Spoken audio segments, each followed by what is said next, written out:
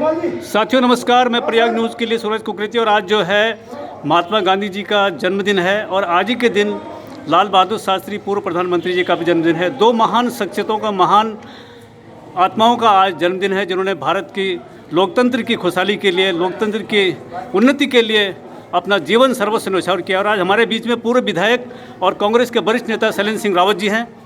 रावत जी, आज पूज्य महात्मा गांधी जी का बापू का जन्मदिन है और लाल बहादुर शास्त्री जी का भी है। आज के दिन आप क्या संदेश देंगे? और भारतीय राष्ट्रीय कांग्रेस और दोनों नेताओं ने कांग्रेस के झंडे के नीचे देश की आज़ादी की लड़ाई लड़ी है और महात्मा गांधी जी का अहिंसा और जो सत्याग्रह आंदोलन था, आज देश जो है लोकतंत्र बहुत ऊंचाइयों पर है। क्या कहेंगे आज आप? निश्चित रूप से उन दोनों महान विभूति स्वर्गीय महात्मा गांधी जी और स्वर्गीय पूर्व प्रधानमंत्री लाल बहादुर शास्त्री जी, दोनों महान शख्सियत इस देश की हैं। और हम सब लोगों को आज जयंती के अवसर पर हम सब लोग इकट्ठा हुए हैं और उनका जीवनी पे प्रकाश डालने का काम किया, ताकि हम सब लोगों के आचरण में उनका आदर्श आत्मसात हो और आने वाली पीढ़ी को भी ये संदेश मिले कि हमारे देश की आज़ादी के लिए किन किन महान विभूतियों ने जो है अपना त्याग किया, अपनी तपस्या से जो है इस देश को, हमें स्वतंत्रता की सांसें लेने के लिए हमको ये सब कुछ दिया। इसलिए ये कार्यक्रम मनाया जा रहा है। मैं सबको इस अवसर पर बहुत बहुत बधाई दूंगा, बहुत बहुत शुभकामनाएं।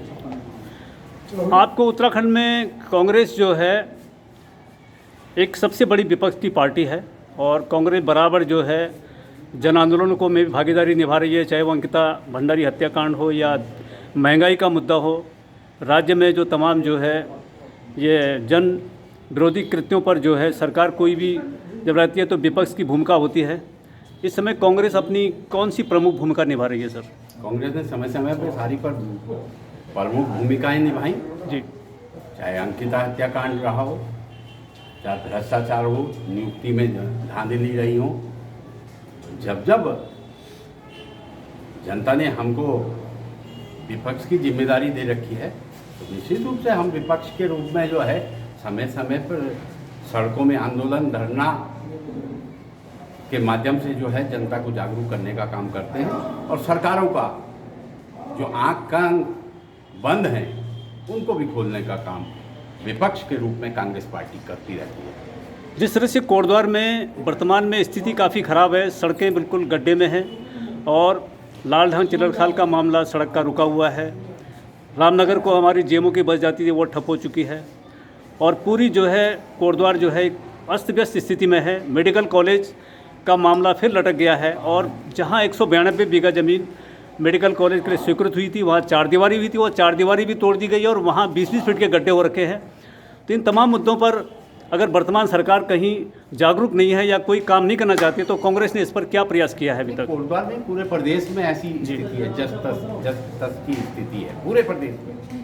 आप लगाओ ना, वर्तमान विधायक जो है, पूर्व विधायक यहाँ की वर्तमान विधायक और रितु खंडूड़ी जी के कार्यों को जो है सत्यापन करने के लिए कह रही है तो भ्रष्टाचार वो है ना, जवाब दें विधानसभा अध्यक्ष जी, यहाँ की विधायक, कि क्या आपने अपने कार्यकाल में भ्रष्टाचार किया? आपकी वर्तमान विधायक वहाँ की रेणु मिश्र जो है प्रमाणित कर रही है। अधिकारियों का जो है एक संगठन को लिखित पत्र जो है वायरल हो रहा है, उस पर पत्रकार, सभी पत्रकार, सम्मानित पत्रकार लोग जो हैं उस पर प्रतिक्रिया दे रहे हैं। तो ये कहीं ना कहीं सरकार पूरे भ्रष्टाचार में डूबी हुई है। सरकार बताए, यहाँ की विधायक बताए, अगर भ्रष्टाचार हुआ है तो उसकी जांच होनी चाहिए और नहीं हुआ है तो उनकी प्रतिक्रिया भी आनी चाहिए यहाँ की विधायक जी की, क्योंकि वहाँ की सम्मानित विधायक रेणु मिश्र जी ने अधिकारियों को जो है 4 साल पुराने कामों का जो है निरीक्षण करने के लिए कहा कि इसका सारा सत्यापन मैं करूँगी। इसका मतलब भ्रष्टाचार हुआ है। दोनों कहीं ना कहीं कटघरे में है और जनता देख रही है। जनता इसका 2024 में जवाब देगी। आज पूरे प्रदेश में पूरा अराजकता का माहौल है। लॉ एंड ऑर्डर खत्म है, भ्रष्टाचार चरम पर है।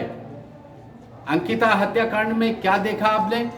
खुद जो है उसकी माँ, उसका पिता, उस पहाड़ की बेटी का सब बिलख रहे हैं, रो रहे हैं कि मेरी बेटी को जो है, मेरी बेटी की हत्या का न्याय तो करो। लेकिन सरकार आँख कान बंद करे हुए बैठी है। सरकार सीबीआई का जांच करने को तैयार नहीं है।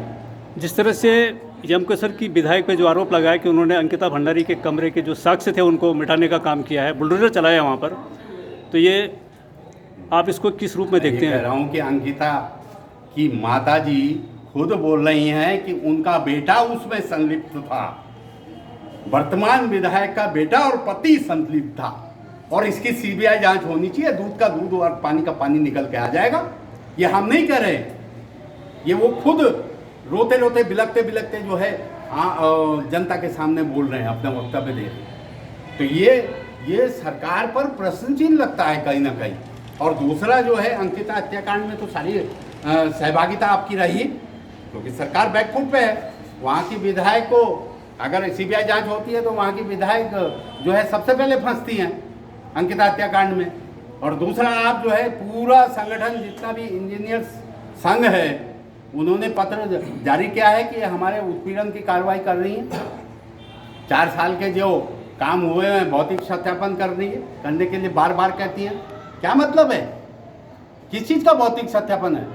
बोले ना वहाँ की विधायक, बोले ना यहाँ की विधानसभा अध्यक्ष जी, क्या अगर आपने भ्रष्टाचार किया है तो जांच के लिए कहो, और भ्रष्टाचार हुआ है तो वो भी बोले। तो ये क्या, मेरी समझ में नहीं आ रहा है। यह तो अधिकारियों से बहुत बड़ी अपेक्षा रही होगी, लेकिन अधिकारी कर्मचारी किसी भी नेता का और किसी भी सरकार का हाथ पांव होता है, अंग होता है। बिना उसके आगे नहीं चल सकती सरकारें, बिना उसके जनप्रतिनिधि आगे नहीं चल सकते। उनको सम्मान पूर्वक जो है काम लेना पड़ता है। लेकिन आज वहाँ के पूरे इंजीनियर संघ जो है वो इस शोचनीय मुद्रा में लिख रहा है पत्र कि हमारा उत्पीड़न हो रहा है। तो उत्पीड़न तो मैं समझता हूँ, उत्पीड़न तो उन्होंने दूसरा शब्द तो नहीं लिखा, लेकिन कहीं ना कहीं भ्रष्टाचार की बू आती है, कहीं ना कहीं वसूली की भी बू आ रही है, कहीं ना कहीं पैसा खाने की भी बू आ रही है, लेने की भी बू आ रही है उस पत्र से। ये मैं नहीं कह रहा हूँ, वो पत्र की भाषा बोल रही है।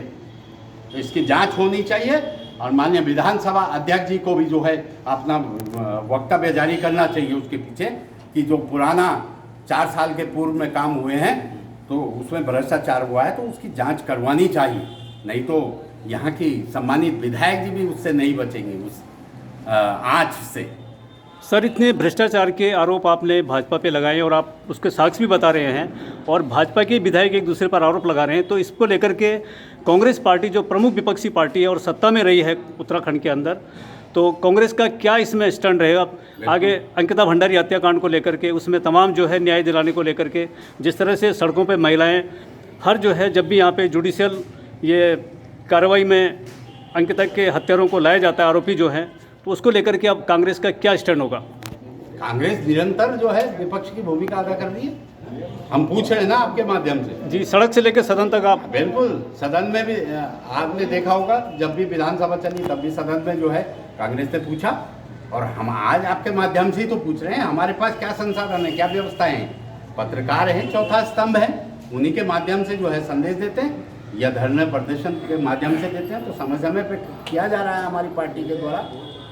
ये थे हमारे साथ शैलेंद्र सिंह रावत, पूर्व विधायक और कांग्रेस के वरिष्ठ नेता हैं, और उनका कहना है कि अंकिता भंडारी हत्याकांड हो या राज्य में जो भी भ्रष्टाचार के मुद्दे हैं, इस पर कांग्रेस सड़क से लेकर सदन तक सरकार को घेरेगी और सरकार के जो भ्रष्ट कारनामे हैं उनको उजागर कर जनता की अदालत में ले जाएगी। थैंक्स सर, आपका हमारे साथ जुड़ने के लिए बहुत बहुत धन्यवाद।